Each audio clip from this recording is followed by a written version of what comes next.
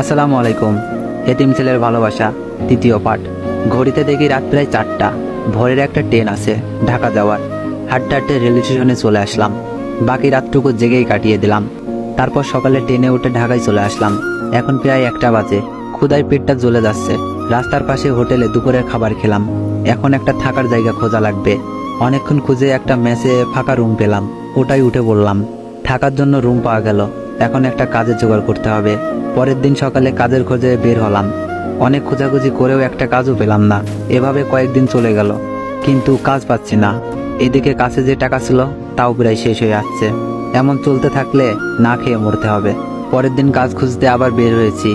এমন সময় কোথা থেকে কয়েকটা ছেলে এসে আমাকে ঘিরে ধরল। ওদের মধ্যে একজন চাকু বের করে বলল, কাছে যা আছে সব বের কর, না হলে এই যে ছুরি দেখছিস এটা দিয়ে তোর পিঠ ফুটো করে দিব। আমি বললাম, বিশ্বাস করেন আমার কাছে কোনো টাকা পয়সা নেই। শালা মিথ্যা কথা বলছিস কেন? তোরে তো দেখে মনে হচ্ছে না যে তুই ফকিন্নির পোলা। ভাই সত্যি বলছি, আমার কাছে টাকা নাই। আরেকজন বলল, এই তোর এই শালারে চেক কর, কিছু না পেলে উত্তম মাধ্যম দিয়ে ছেড়ে দে। আমার কাছে কয়েকশো টাকা আছে, এগুলো নিয়ে নিলে দুপুর থেকে না খেয়ে মরতে হবে। এজন্য ওদের থেকে টাকাগুলো বাঁচাতে দৌড় দিলাম। ছেলেগুলো আমার পিছু পিছু দৌড় দিছে। আমি আরও জোরে দৌড় দিলাম, কিন্তু তারপরও ছেলেগুলো আমাকে ধরে ফেললো। এরপর ওরা সবাই মিলে আমাকে মারতে শুরু করলো। মারা শেষে আমার কাছে যা টাকা আছে সব কেড়ে নিল। আমার তখন ওঠার মতো আর শক্তি নেই। ওদের ভিতর একজন এসে চাকু দিয়ে আমার হাতে একটা টান দিয়ে বলল, শালা এতক্ষণ দৌড় দেওয়ানোর শাস্তি ভোগ কর। এই বলে ওরা চলে গেল। হাত থেকে গলগল করে রক্ত বের হচ্ছে।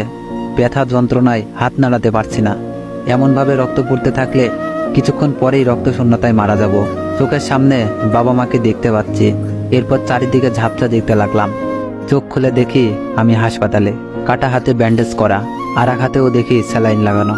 আমার জ্ঞান ফেরা দেখে নার্স বলল, ভেবেছিলাম আপনি হয়তো বাঁচবেন না, কিন্তু উপরওয়ালার অশেষ রহমতে বেঁচে গেছেন। আমি কোথায়? নার্স বলল, ঢাকা মেডিকেল হাসপাতালে। 3 দিন পর আপনার জ্ঞান ফিরেছে। আচ্ছা, আমাকে এখানে কে এনেছে? এক ভদ্রলোক। উনি যখন আপনাকে হাসপাতালে নিয়ে আসে ততক্ষণে আপনার শরীর থেকে অনেক রক্ত বের হয়ে গেছে। ডাক্তার বলল, রক্ত খননের জন্য আপনার বাঁচার সম্ভাবনা কম। যদি বাঁচাতে চান তাহলে দ্রুত 6 ব্যাগ বি পজিটিভ রক্ত জোগাড় করুন। উনি নিজে আপনাকে 2 ব্যাগ রক্ত দেয়, আর বাকি রক্ত ব্লাড ব্যাংক থেকে কিনে আনে। নার্সের কথা শুনে মনে হলো পৃথিবীতে তাহলে এখনো ভালো মানুষ আছে। নার্স বলল, উনি আপনাকে বলেছিল আপনার জ্ঞান ফিরলে ওনাকে যেন জানাই। আমি কল করে জানাচ্ছি। নার্স চলে গেল। বিকেলে ভদ্রলোক এলো আমার সাথে দেখা করতে। আমার চেয়ে ওনাকে বেশি খুশি মনে হচ্ছে। আমাকে দেখেই বলল, তোমাকে নিয়ে অনেক টেনশনে ছিলাম, আল্লাহ তোমাকে বাঁচিয়েছে। এখন বলো তোমার বাবা মা কোথায়? ওনাদের খবর দিতে হবে। ওনারা কত টেনশনে আছে আল্লাহ ভালো জানে। আমি বললাম, কাকে জানাবো? পৃথিবীতে আপন বলতে আমার কেউ নেই। কি বলো সত্যি? আমার বয়স 7 বছর। তখন একটা অ্যাক্সিডেন্টে মা বাবা মারা যায়। এরপর থেকে একাই থাকি। মামা মামির কথা বললাম না। পুরোনো কথা মনে করে দিয়ে মনে হয় কষ্ট দিলাম। আগে কষ্ট পেতাম, এখন আর কিছু মনে হয় না। আচ্ছা, তোমার এই অবস্থা কে করেছে? রাস্তায় গুন্ডাদের সাথে ঘটে যাওয়া সবকিছু খুলে বললাম। সবকিছু শোনার পর উনি বলল, আচ্ছা তাহলে কোনো কাজ পেয়েছো? না। উনি একটু ভাবলো, এরপর বলল, আচ্ছা তুমি কি কাজ পারো? রান্নাবাদে প্রায় সব কাজই পারি। গাড়ি চালাতে পারো? পারি। ভদ্রলোকটি বলল, আগে সুস্থ হও, তারপর তোমার কাজের ব্যবস্থা করা আমার দায়িত্ব। ধন্যবাদ আপনাকে। আচ্ছা, তোমার নাম তো জানা হলো না। জি, আমি অনিক হাসান। ভদ্রলোকটি বলল, আমি আশরাফ চৌধুরী। আচ্ছা, তুমি রেস্ট নাও। এরপর উনি আমার হাতে কিছু টাকা ধরিয়ে দিয়ে বলল, এই টাকাগুলো রাখো। আপনি আমার জন্য অনেক কিছু করেছেন, জানি না এই ঋণ কিভাবে শোধ করব। এরপর আর আমাকে ঋণী করবেন না। এই টাকাগুলো এমনি এমনি দিচ্ছি না, তোমার চাকরির বেতনের অগ্রিম টাকা। এখন তো নাও। আমি টাকাগুলো রেখে দিলাম। উনি চলে গেল। হসপিটালে আরও 7 দিন থাকতে হবে।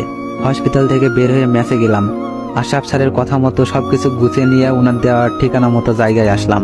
সামনে তাকিয়ে দেখি অনেক সুন্দর একটি বাসা। দারোয়ান আমাকে বলল, কি চাই এখানে? এটা আশরাফ স্যারের বাসা না? হ্যাঁ, কিন্তু উনি তো বাসায় নেই, ফিরতে বিকেল হবে, আপনি অন্য সময় আসুন। আমি আর কথা না বলে কিছু দূরে একটা রেস্টুরেন্টে গিয়ে বসলাম। ঘড়িতে দেখি 3টা বাজে। তার মানে আশরাফ স্যারের আসতে আরও 2 ঘন্টা মতো লাগবে। এখানে শুধু শুধু বসে থাকার চেয়ে আশেপাশে ঘুরে দেখাই ভালো। আমি রেস্টুরেন্ট থেকে বের হয়ে হাঁটতে লাগলাম। কিছু দূর যাওয়ার পর একটা পার্ক পেলাম। আমি পার্কের ভিতরে ঢুকে ঘুরতে লাগলাম। হঠাৎ চোখ গেল একটা মেয়ের উপর। কেমন যেন চেনা চেনা লাগছে। ভাবতে লাগলাম, কোথায় দেখেছি। মনে পড়েছে, এ তো সেই মেয়ে যাকে বাঁচানোর উপহার স্বরূপ থাপ্পড় দিয়েছিল। কিন্তু এ রাজশাহী থেকে ঢাকাতে কি করে? আমাকে যদি দেখে তাহলে ওর বান্ধবীদের দিয়েও আমাকে মার খাওয়াবে। তার চেয়ে এখান থেকে কেটে পড়াই ভালো।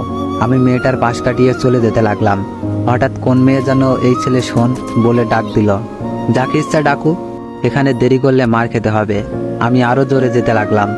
মেয়েটা আবার ডাক দিল, ওই থামবি নাকি গিয়ে ধরে আনবো? আমি পেছনে ঘুরে তাকালাম। তাকিয়ে দেখি সেই বদমাইশ মেয়ে ডাকছে। ওর পাশে আছে আরো 5টা মেয়ে। আসলে যেখানে বাঘের ভয় সেখানে সন্ধ্যা হয়। আমি আস্তে আস্তে ওদের সামনে গিয়ে দাঁড়ালাম। মেয়েটা বলল, ওই শয়তান লুচ্চা পোলা, তোরে না বলছি আমার আশেপাশে না আসতে, তারপরও আমাকে ফলো করে রাজশাহী থেকে ঢাকা চলে আসছিস? বুদ্ধি করে কিছু একটা বলতে হবে, না হলে এই মেয়ে আর ওর বান্ধবীদের হাতে মার খেয়ে জীবনটাই চলে যাবে। মেয়েটা আবার ধমক দিয়ে বলল, ওই কথা বলছিস না কেন? আমার প্রশ্নের জবাব দে। আমি বললাম, দেখুন আপনার কোথায় ভুল হচ্ছে। আপনি যাকে আমি ভাবছেন আমি সে না, আর আমি তো আপনাকে চিনি না। মেয়েটা বলল, তোর বাসা রাজশাহী না? আমি বললাম, ছোটবেলা থেকে ঢাকা থাকি, রাজশাহী আমার বাসা হতে যাবে কেন? মেয়েটা বলল, আমার তো ভুল হতেই পারে না, কারণ আমি যাকে মনোযোগ দিয়ে একবার দেখি সহজে তাকে ভুলি না। আমি বললাম, আপনার চোখের সমস্যা আছে, চোখের ডাক্তার দেখান। আর হ্যাঁ, নেক্সট টাইম আমার সাথে এমন বেয়াদবি করলে থাপড়াইয়া দাঁত একটাও আস্ত রাখবো না, বলে দিলাম। এরপর আর কিছু না শুনেই হন হন করে হেঁটে বের হয়ে আসলাম। যাক বাবা, বাঁচলাম। মিথ্যা না বললে হয়তো মেরে হাসপাতালে ভর্তি করতো। প্রায় 5টা বেজে গেছে। আমি চললাম আশরাফ স্যারের সাথে কথা বলতে। দারোয়ানকে জিজ্ঞাসা করার পর বলল, এসেছে। আমি ভেতরে এসে কলিং বেল বাজালাম। একটু পর আশরাফ স্যার এসে দরজা খুলে দিয়ে বলল, ভিতরে আসতে। আমি বাসার ভেতরে প্রবেশ করলাম। বাসার বাইরে যেমন সুন্দর, ভিতরে তার চেয়ে বেশি সুন্দর। স্যার আমাকে বলল সোফায় বসতে। আমি সোফায় বসতেই কে যেন কলিং বেল বাজালো। আশরাফ স্যার উঠে যেতে লাগলো। আমি ওনাকে বাধা দিয়ে বললাম, আমি খুলে দিচ্ছি। দরজা খুলেই দেখি এ তো সেই অহংকারী মেয়েটা দাঁড়িয়ে আছে। তো এভরিওয়ান, গল্পটি অনেক ইন্টারেস্টিং। যত শুনবেন ততই ভালো লাগবে। যদি গল্পটি ভালো লেগে থাকে তাহলে নেক্সট পার্টের জন্য একটু বেশি বেশি কমেন্ট করুন, আর ভিডিওতে একটু বেশি বেশি কপি লিঙ্ক করে দিন। ধন্যবাদ।